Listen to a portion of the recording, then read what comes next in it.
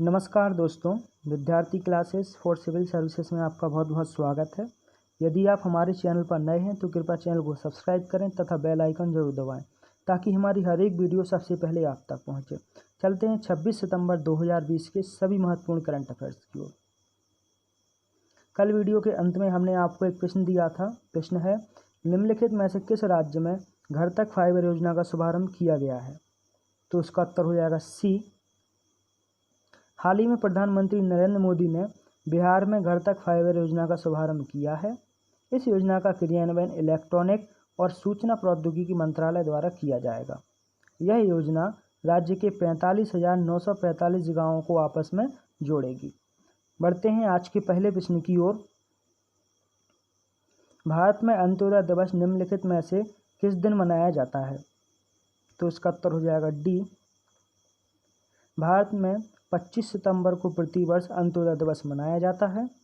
2014 में सरकार ने पंडित दीनदयाल उपाध्याय की 98वीं जयंती के सम्मान में 25 सितंबर को अंत्योदय दिवस घोषित किया था। बात किया दीनदयाल उपाध्याय जी की। इमेज में आप देख पा रहे हैं पंडित दीनदयाल उपाध्याय। यह एक भारतीय राजनीतिक थे। इन्होंने 1942 में राष्ट्रीय स्वयंसेवक संघ को ज्वाइन किया था तथा अंत तक इसके प्रचारक भी रहे हैं। भारत में इनके नाम से कई सरकारी योजनाएं संचालित हैं, जैसे दीनदयाल उपाध्याय ग्रामीण कौशल योजना, दीनदयाल उपाध्याय ग्राम ज्योति योजना। बढ़ते हैं अगले प्रश्न की ओर। संयुक्त राष्ट्र पर्यावरण कार्यक्रम अर्थात UNEP के क्षेत्रीय राजदूत के रूप में निम्नलिखित में से किसे नियुक्त किया गया है? तो इसका उत्तर हो जाएगा ए। हाल ही में खुशी चंदालिया को संयुक्त राष्ट्र पर्यावरण कार्यक्रम के क्षेत्रीय राजदूत के रूप में नियुक्त किया गया है। खुशी चंदालिया को पर्यावरण के प्रति लगाव के चलते ही संयुक्त राष्ट्र पर्यावरण कार्यक्रम ने भारत के लिए क्षेत्रीय राजदूत नियुक्त किया है। वे जलवायु परिवर्तन और पर्यावरण संरक्षण के महत्व व पर्यावरण की सुरक्षा की आवश्यकता के बारे में जागरूकता को बढ़ाएंगे। इमेज में आप देख पा रहे हैं, ये है खुशी चंदालिया। ये मात्र 17 वर्ष की हैं। बढ़ते हैं अगले प्रश्न की ओर। उत्तर प्रदेश के मुख्यमंत्री योगी आदित्यनाथ ने यूपी में मान्यता प्राप्त पत्रकारों को कितने लाख रुपए तक स्वास्थ्य बीमा कवर करने की घोषणा की है? तो इसका उत्तर हो जाएगा बी। हाल ही में उत्तर प्रदेश के मुख्यमंत्री योगी आदित्यनाथ ने प्रदेश में मान्यता प्राप्त पत्रकारों को 5 लाख रुपए तक का स्वास्थ्य बीमा कवर करने की घोषणा की है। इसके साथ ही प्रदेश में कोरोना संक्रमण की वजह से मरने वाले पत्रकारों के परिवार को सरकार की तरफ से 10 लाख रुपए की आर्थिक मदद भी दी जाएगी। बढ़ते हैं अगले प्रश्न की ओर। विश्व फार्मासिस्ट दिवस निम्नलिखित में से किस दिन मनाया जाता है? तो इसका उत्तर हो जाएगा सी। विश्व फार्मासिस्ट दिवस प्रतिवर्ष 25 सितंबर को मनाया जाता है। ये दिवस दुनिया भर में स्वास्थ्य में सुधार के लिए फार्मेसी पेशे की कीमत को दर्शाने के लिए मनाया जाता है। 25 सितंबर 2009 को तुर्की में एक IP काउंसिल द्वारा यह दिवस घोषित किया गया था। बढ़ते हैं अगले प्रश्न की ओर। भारत ने 23 सितंबर 2020 को स्वदेश में निर्मित परमाणु क्षमता वाली किस मिसाइल का सफल परीक्षण किया है? तो इसका उत्तर हो जाएगा ए। भारत ने स्वदेश में निर्मित परमाणु क्षमता वाली पृथ्वी-2 मिसाइल का सफल परीक्षण किया है।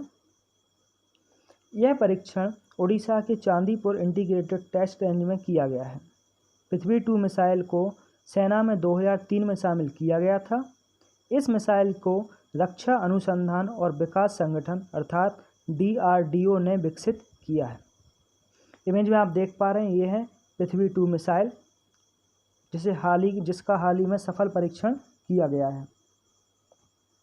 बढ़ते हैं अगले प्रश्न की ओर। विश्व जोखिम सूचकांक 2020 में भारत का रैंक क्या है? तो इसका उत्तर हो जाएगा बी। हाल ही में विश्व जोखिम सूचकांक 2020 को जारी किया गया है। WRI 2020 के अनुसार भारत 181 देशों में 89वें स्थान पर रहा है। सूचकांक में भारत दक्षिण एशिया में चौथा सबसे अधिक जोखिम वाला देश है।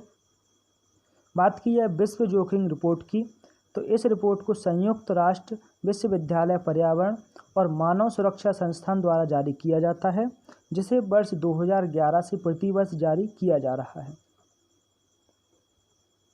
बढ़ते हैं अगले प्रश्न की ओर। हाल ही में निम्न में से किस राज्य ने यूराइज पोर्टल लॉन्च किया है? तो इसका उत्तर हो जाएगा सी,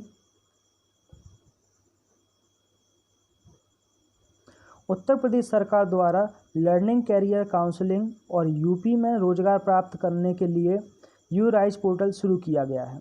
यह पोर्टल छात्रों को उत्तर प्रदेश के अधिकांश आंतरिक क्षेत्रों में ई सामग्री, ई लाइब्रेरी और ऑनलाइन पाठ्यक्रम प्रदान करेगी। बात की जाए यूराइज पोर्टल की खास बातों की, तो यह पोर्टल पर पंजीकरण के बाद विद्यार्थी आजीवन वहां उपलब्ध कंटेंट व सेवाओं का लाभ उठा सकेंगे। पोर्टल पर उद्योग प्रशिक्षकों और फैकल्टी का एक बृहद नेटवर्क तैयार किया गया है। पोर्टल पर विद्यार्थियों के ट्रैक रिकॉर्ड का डिजिटल संग्रह करने प्रक्रिया लगातार चलती रहेगी। पढ़ाई पूरी करने के बाद ही विद्यार्थी पोर्टल से रोजगार संबंधी सूचनाएं पाते रहेंगे। बात की जाए उत्तर प्रदेश की, तो मैप में आप देख पा रहे हैं उत्तर प्रदेश की लोकेशन कहाँ पे है। उत्तर प्रदेश की कैपिटल लखनऊ, मुख्यमंत्री योगी आदित्यनाथ व राज्यपाल आनंदीबेन पटेल हैं। आनंदीबेन पटेल हाल में मध्य प्रदेश की भी राज्यपाल हैं। मैं आपको हमेशा बताता हूँ, लखनऊ गोमती नदी के किनारे बसा हुआ है। बात की है उत्तर प्रदेश में विधानसभा सीटों की, तो विधानसभा सीटों की संख्या 403, राज्यसभा सीटें 31, वही लोकसभा सीटें 80 हैं। बढ़ते हैं अगले प्रश्न की ओर। निम्नलिखित में से कौन सा मंत्रालय देश भर में 10 प्लास्टिक पार्क स्थापित करेगा? तो इसका उत्तर हो जाएगा ए, रसायन और उर्वरक मंत्रालय देश में 10 प्लास्टिक पार्क स्थापित करेगा। ये प्लास्टिक पार्क असम, मध्य प्रदेश, उड़ीसा, तमिलनाडु, झारखंड, उत्तराखंड और छत्तीसगढ़ में स्थापित होंगे। मध्य प्रदेश में 2 प्लास्टिक पार्क, जो कि तमोट, जो यह मध्य प्रदेश के रायसेन में एक गांव है, और बिलुआ में स्थापित किया जाएगा। वर्तमान में रसायन और उर्वरक मंत्रालय श्री डी.वी. सदानंद गौड़ा के नेतृत्व में है। बढ़ते हैं अगले प्रश्न की ओर। पूर्व परमाणु ऊर्जा आयोग के अध्यक्ष का क्या नाम है जिनका हाल ही में निधन हो गया है? तो उसका उत्तर हो जाएगा ए, हाल ही में शेखर बसु का निधन कोविड-19 के कारण हो गया है।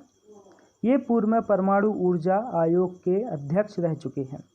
उन्होंने भारत सरकार के सचिव, परमाणु ऊर्जा विभाग और निदेशक और भाभा परमाणु अनुसंधान केंद्र के रूप में भी कार्य किया है।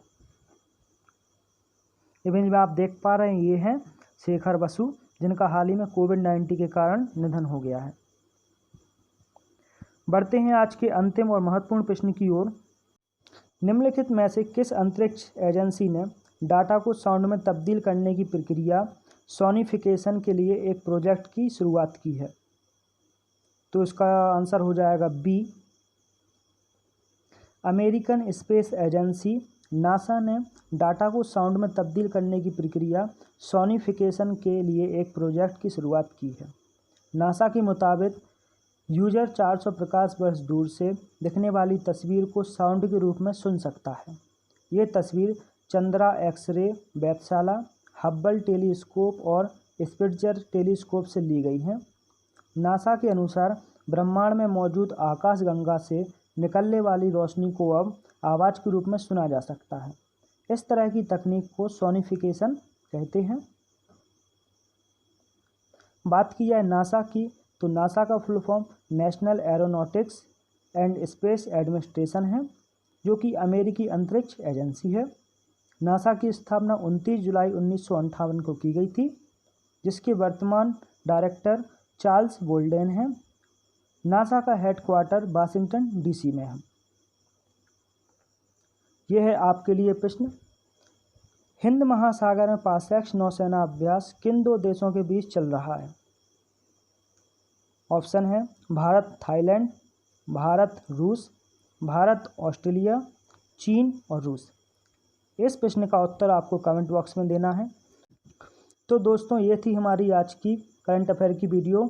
आई होप आपको ये वीडियो ज़रूर पसंद आई होगी। हम आपके लिए ऐसे ही आगे नए नए वीडियोस लाते रहेंगे। इसके लिए वीडियो को लाइक करें, चैनल को सब्सक्राइब करें तथा वीडियो को अपने दोस्तों के साथ शेयर ज़रूर करें। Thank you for watching.